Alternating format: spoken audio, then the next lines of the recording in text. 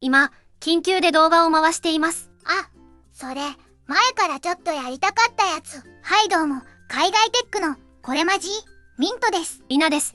実際に手元で動かして確かめる番組です。言ってみたかっただけに聞こえますが、今日は中身も本当に緊急対応の回です。クエン 3.8、27B、試されていますか？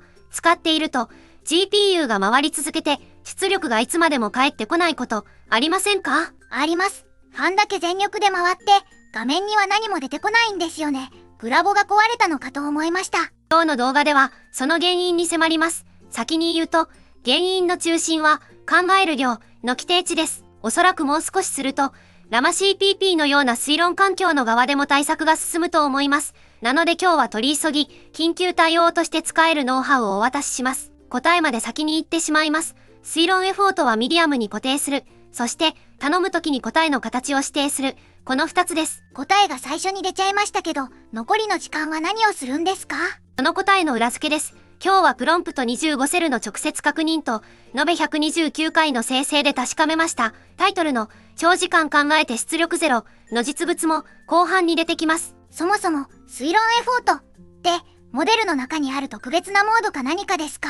中身を開けたら、実態は拍子抜けするほど素朴でした。システム文の先頭に足される、英語の指示一文です。規定は、一番強い X 杯、この設定だと、入念に考え、前提を検証し、別の可能性も検討せよ、という趣旨の英文が、毎回自動で貼られます。毎回ですか？こんにちは。で挨拶しただけでも？毎回です。つまり規定のクエン 3.8、27B は、どんな要件でも、じっくり考えろ、と念を押された状態で仕事を始めるんです。一方のミディアムは、この一文を貼りません。考える量について何も言われていない状態。それがミディアムの正体です。省エネモードみたいな仕組みを想像していました。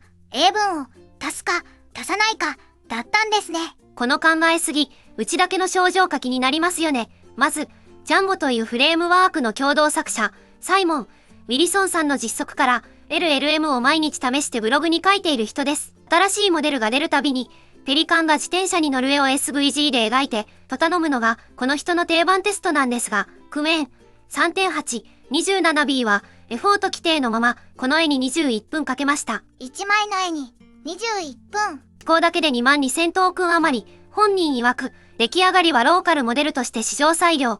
ただ、21分待つ価値があったかというと家の答えは、全くない、でした。同じ絵が、思考オフだと137両。ざっくり10分の1ですね。サイモンさんはこの規定値を思わず笑ってしまう規定と評しています。ここまでの数値はサイモンさんの環境での値です。うちの環境でどうなるかは、この後自分の手で測ります。コミュニティでも、クエン 3.8、27B の考えすぎ問題が話題になっています。開発者が集まる掲示板、HN のスレッドから名前付きで紹介します。スウェルジョーさんは、否定のまま、実際のコード変更の提案、プルリクエストを1本書かせたら11時間かかったと報告しています。GPT5.5 なら同じ種類の仕事が20分ほどだったそうです。11時間、一晩寝て起きても、まだ考えてるじゃないですか。観察として面白いのはドフムさんの報告で、X 杯は箇条書きの概要を途中まで書くだけで2000トークンを使う、深掘り型の考え方をするそうです。途中できると、お題の半分も検討していない危険があると。考えが長いだけの話に見えて、考え方の癖まであるんですね。ここからうちの実測ですね。条件はどうしました？マシンは RTX3090 の 24GB、ラマ CPP は自前ビルドです。モデルはうちの常用、アンスロースの UD94K、XL、それぞれの測定の中では条件と乱数の種を固定して、エフォートの設定だけを振ります。さっきの HN の報告は、症状の事例としての紹介です。性能の評価そのものは、今日も一次資料と自前実測だけで行います。まず、否定値のありかを特定します。モデル本体のファイル、GGUF の中に入っている、会話の組み立て訳、チャットテンプレート約1万文字を取り出して読みました。すると、否定値の X 杯は、このテンプレートの中に直接書き込まれていました。サーバーの設定より、ずっと手前じゃないですか。モデルのファイル自体に入ってるんですね。さらに罠がもう一つ。このテンプレートでは、杯を指定すると、数値なしで X 杯に読み替えられます。一段下げたつもりが、最大のままです。下げたつもりで下がってないのは、気づきようがないですよ。次はサーバー側、ラマ CPP です。ここに、今日一番実害の大きい罠がありました。オープン AI 互換の書き方でリーズニング、エフォートを指定しても、知らないうちに X 範囲のまま走ります。一番標準的な書き方が効かないんですか？今のラマ CPP が実装しているのは、思考を切るのんだけです。ローもミディアムもハイも、エラーも警告も出さないまま捨てられます。これは公式のリードミーに明記されている仕様です。聞く経路は別にあります。チャット、テンプレイト、クワーグズという、テンプレートに値を渡す口です。本当にそうなるか、実物で確かめました。ラマ CPP にはアプライ、テンプレートというモデルに届く直前のプロンプトをそのまま返してくれる機能があります。出力から推測するのかと思ったら、届くものを直接見ちゃうんですね。結果がこちらです。オープン AI 互換の指定でロー、ミディアム、ハイを送った3通りは、全部黙って無視。プロンプトには X ハイの一文が貼られたままでした。全部で25通りの条件を判定して、11通りが X ハイでした。整理すると、X ハイが黙って有効になる経路を7つ数えました。何も指定しない規定、オープン AI 互換の指定、ハイの読み替え、といった具合です。こうして並ぶと、普通に使っているだけで、どれかを踏みそうですね。特に覚えておいてほしいのは、サーバー側でミディアムに固定しても、リクエスト側から X ハイを送られると上書きされることです。送る値まで自分で決められる環境なら実質困りませんが、頭の片隅に置いておく価値はあります。ここで、量子化ファイルを食べ比べた回の続報のような発見もありました。手持ち9本の GGUF からテンプレートを抽出したら、2系統に分かれたんです。ハイを送った時、アンスロース系の新しいテンプレートは黙って X ハイへ読み替え、古い側のテンプレートは読み替えを持たないので、エラーで止まる書き方になっています。同じリクエストがダウンロード元によって黙って最大エラーに分かれる。古い側のエラーはテンプレートを読んだ上での想定です。実際に送って確かめるところまではまだやれていません。では、生成の実測に行きます。まず、算数やコードのような答えが一つに決まる問題を11問、6つの設定で延べ99回生成しました。どうなりました？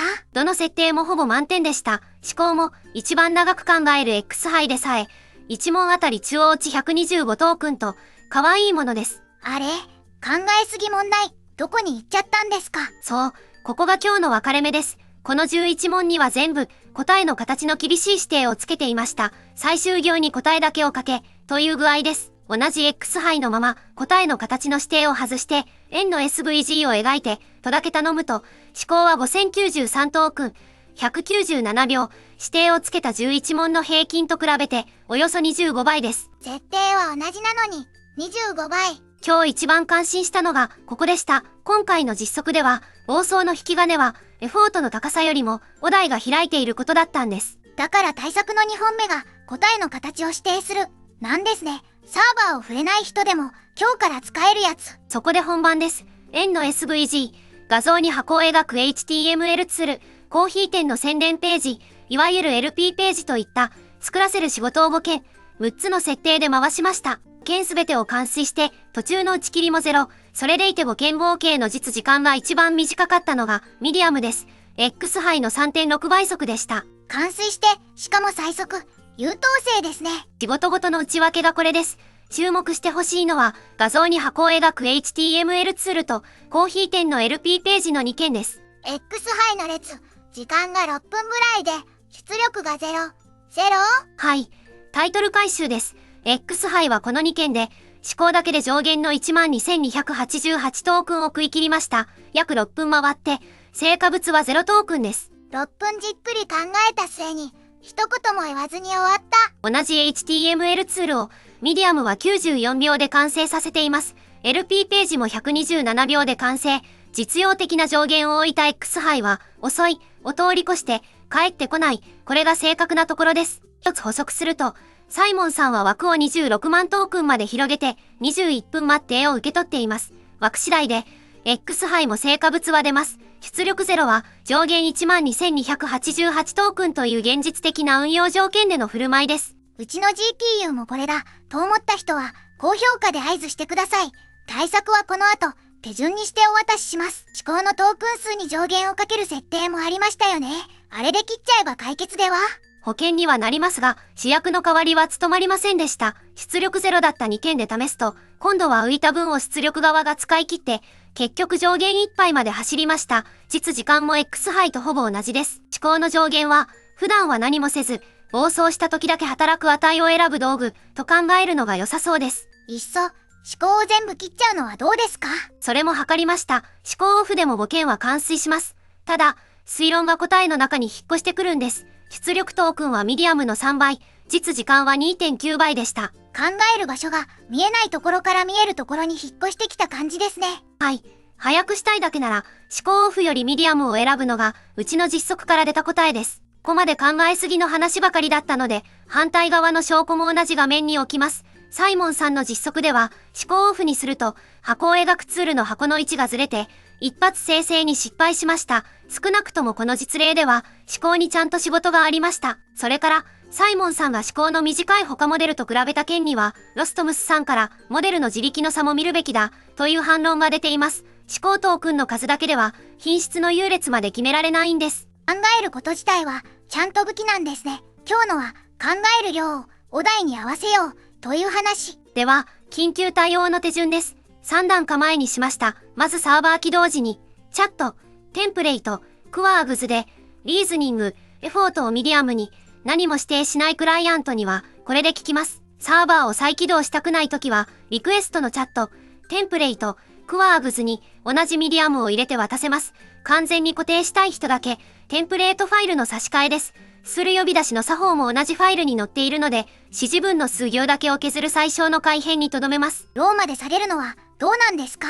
それも測りました。答えが一つに決まる問題では、ローとミディアムはほぼ互角です。そして困る場面。つまり作らせる仕事では、時間も出力もミディアムの倍近くかかりました。あえてローを選ぶ理由は、見つかりませんでした。そして、今日一番持って帰ってほしいのがこの1枚です。設定が効いたかどうかは、アプライ、テンプレートで確認してください。この罠は、エラーも警告も出さず、モデルの出力を眺めても見分けがつかないタイプです。だから、モデルに届くプロンプトそのものを見るのが、唯一確実な確認方法なんです。グレップで数えて、エフォートの指示文が0件なら、ミディアム相当でしたね。今日出てきたコマンドは、コピペで使える形で GitHub の公開リポジトリにまとめました。概要欄からどうぞ。最後に、今日の実測が言える範囲を区切っておきます。まず、採点プログラムにバグを1件見つけて、3セルは本文を読んで手で採点し直しました。機械採点は、採点する側も疑う必要があります。ローで1問だけ残った不正解は、理由がよくわかっていません。それから、5件の、完遂は、必要な文字列が揃っているかという最低要件の判定です。出来栄えの採点まではしていません。作らせる仕事は5件で乱数の種は一通り、モデルはアンスロースの4ビット版1ファイルだけ、そして出力0は上限 12,288 トークンの下での話です。聞いた話も聞く条件もともって帰る。ですね。まとめます。ミディアムに固定し、答えの形を指定する。聞いたかはアプライ。テンプレートで確かめる。CPU が回りっぱなしだったそこのあなた、まずは概要欄のコマンド集からです。推論環境の側で対策が進めば、今日の手当はいらなくなります。それまでの間、手元のクエンと気持ちよく付き合うための緊急対応でした。AI が考える量を自分でどう決めているのかという研究側の話は、概要欄の解説会に置いています。皆さんの環境では、思考は何トークンぐらい回っていますか？